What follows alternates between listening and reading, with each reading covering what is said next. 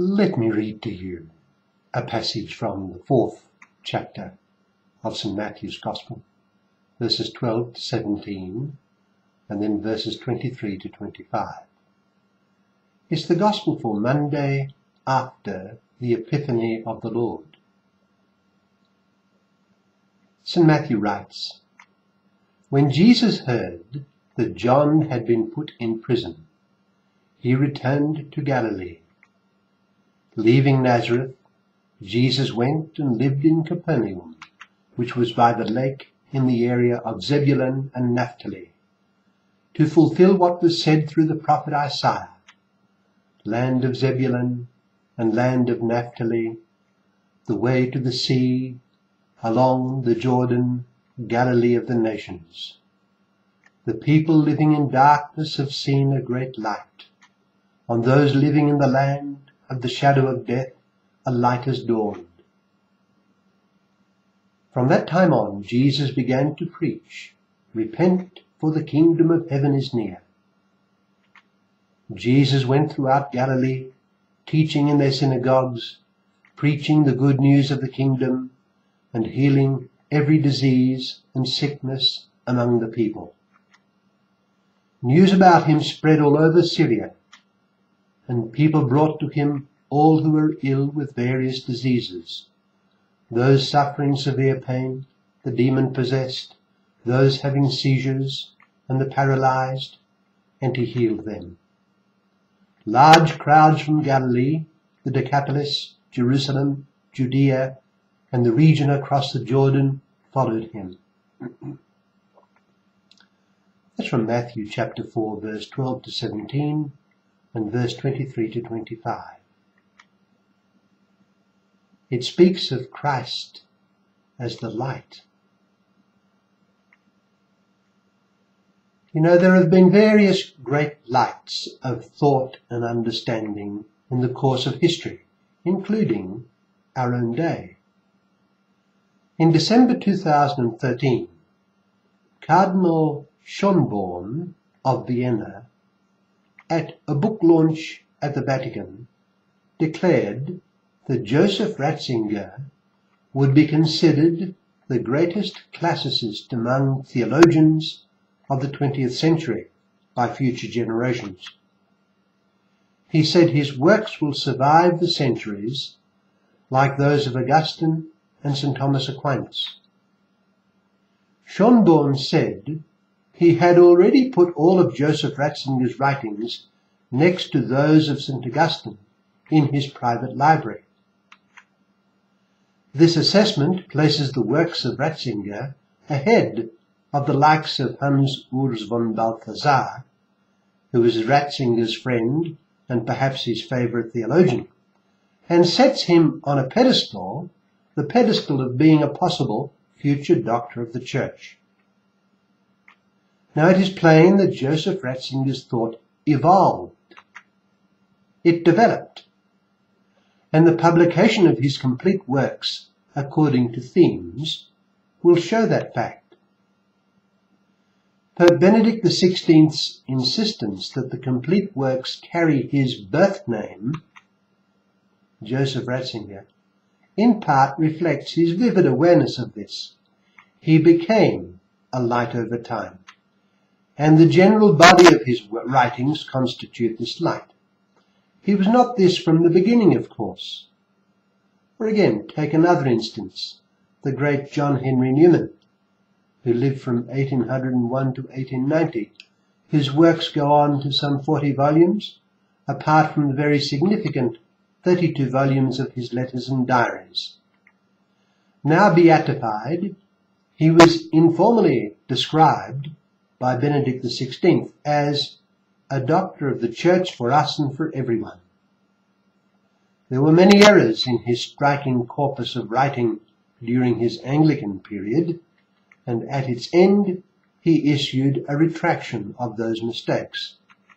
But much of it was brilliant and very creative. His volumes of sermons were described as truly great by one leading Anglican, Mosley, who severely criticized his epochal, his remarkable book The Development of Christian Doctrine of 1845. That book, The Development of Christian Doctrine, went on to be highly influential in theology. Newman's works as a Catholic likewise proved to be of great influence, such as his Apologia and his Grammar of Assent. But the point here is that his thought developed. Newman became a light, but only gradually. He was not this from the beginning of his work. The same can be said of so many other great lights. There were remarkable lights in the ancient world too, recognized or not at the time as the case may be. Socrates was a light, as was Plato, as was Aristotle, each to their varying degrees and each containing their errors. They became lights, but only gradually. In fact, their light was lost sight of in various eras. Aristotle was lost from view for centuries in Europe till made use of by a greater light, St. Thomas Aquinas. They all struggled for the light, and because of their eminent talent, attained to it to this or that extent. But now, there was one personage in history who was an instant light, and that to the fullest. As soon as he was publicly manifested, it became clear that he was a truly great light who did not himself struggle for the light. Of course, being truly a man, he advanced in wisdom and stature and favour before God and man, as Luke says in chapter 2, verse 52. But once his ministry began, the uniqueness and fullness of his light became manifest. We are talking here of a phenomenon in human history without compare. A man who was nothing less than the one God, not God the Father, nor God the Divine Spirit, but God the Son become man. In him was life, and that life was the light of men. The light shines in the darkness, and the darkness has not overcome it. John chapter 1, verse 4-5. He is the true light of the world and of every man and woman. As John continues, the true light that enlightens every man was coming into the world. Chapter 1, verse 9. Moreover, he himself knew that this was the case, and he publicly taught it to be so. I am the light of the world. He who follows me will not walk in darkness, but will have the light of life. John chapter 8, verse 12. He repeated this. As long as I am in the world, I am the light of the world. John chapter 9, verse 5. Aristotle would never have made such a daring claim, nor would anyone else in his right mind. But Christ did, backing it up with incomparable and effortless miracles, stellar teaching, and the abiding witness of a superb holiness of life. Even the demons called him the Holy One of God. No wonder he attracted such ardent disciples, while being a sign of contradiction, and the occasion of the fall of many because of their moral state. The point is that Jesus Christ, in contradistinction from all other lights, was and is the light of all, from the first, essentially, and without end.